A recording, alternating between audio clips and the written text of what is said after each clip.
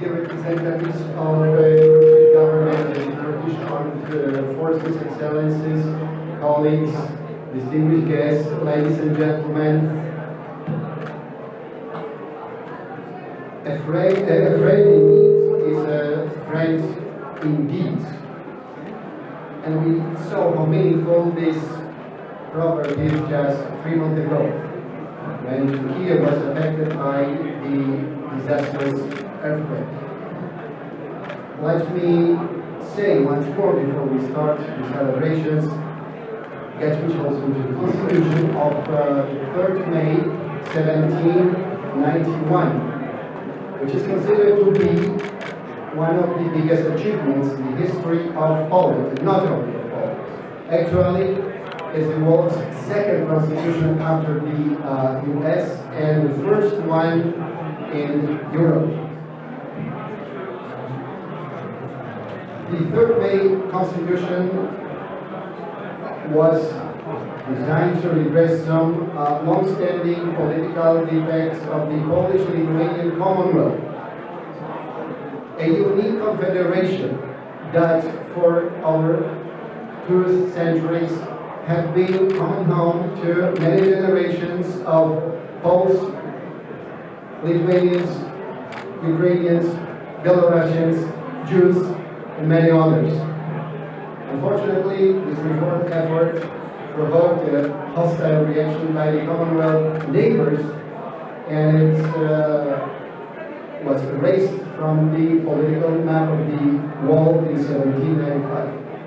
At this point, I would like to stress that among very few friends the Commonwealth had at that time was the Ottoman Empire, which did its best to help us there, never recognized the partitions of the Commonwealth, and after World War I was among the first nations to re-establish relations with the reborn independent Poland. Today, Poland and Turkey are close friends, solid partners, and reliable allies in NATO, as illustrated by the presence of Polish soldiers serving in Turkey and Turkish soldiers serving in Poland. This year very special also for our bilateral relations as we celebrate the 100 years of the signing of the friendship treaty between Poland and Turkey, which coincides with the grand anniversary of the founding of the Republic of Turkey.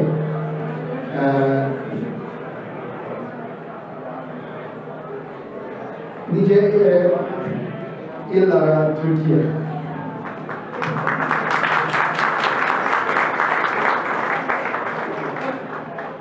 In the course of the 20th century, Poland, Lithuania, and other nations of the former Commonwealth, one by one, rose from ashes.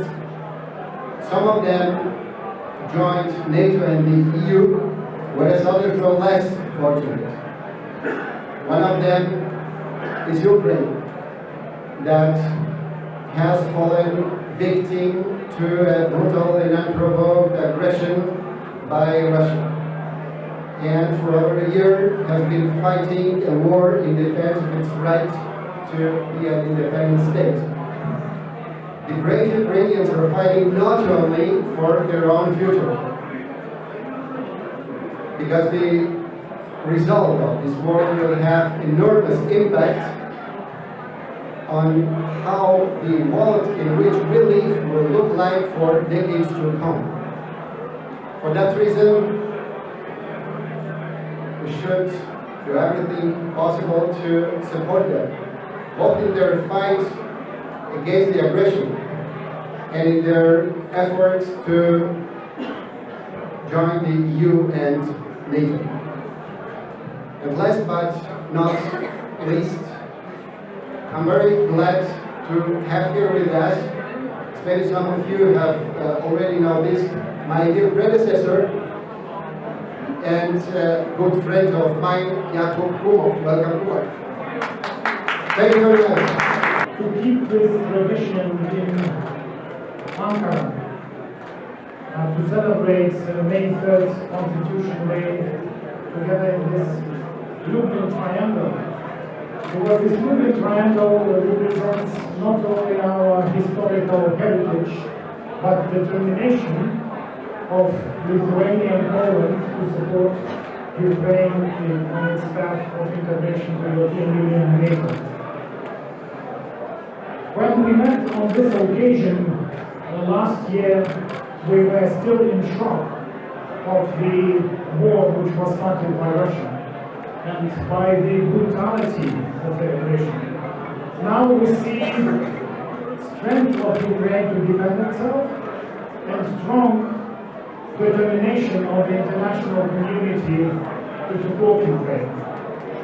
May 3rd Constitution is not only about history, it was about values as well. Because in that environment, the Commonwealth existed in the 18th century. It was really a brave, courageous, and modern step forward. It was a document reflecting enlightenment ideas and aiming to ensure more freedom and political equality, primacy to law, and religious tolerance. Currently, our Commonwealth is called the Euro-Atlantic community within two main pillars of the European Union and NATO. In July, we will be hosting in Vilnius NATO Summit, and it will be summit in this very uncertain environment perhaps which existed only during the Cold War years. Therefore, we have to make an alliance decisions on deterrence and defense, and as well, in our opinion, summit will not be full actually without the finalization of a Swedish membership and as well without decisions on Ukraine.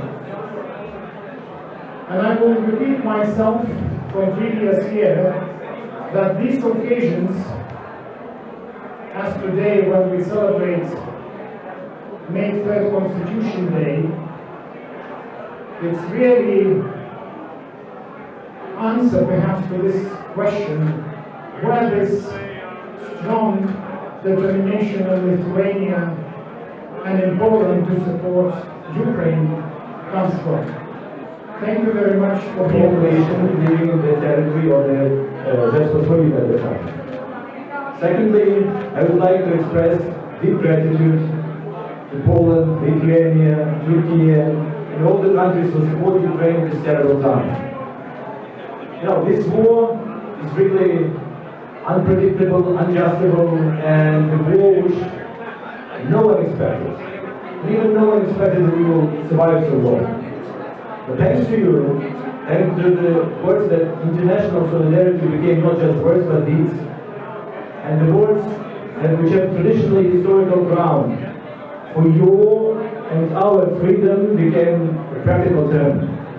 And it works both in the humanitarian assistance to Ukrainians who were forced to leave the country, as well as the considerable international military support we should be receiving from Poland, Lithuania, all the countries, and it gives us a floor for continuation of resistance. And we believe in our victory.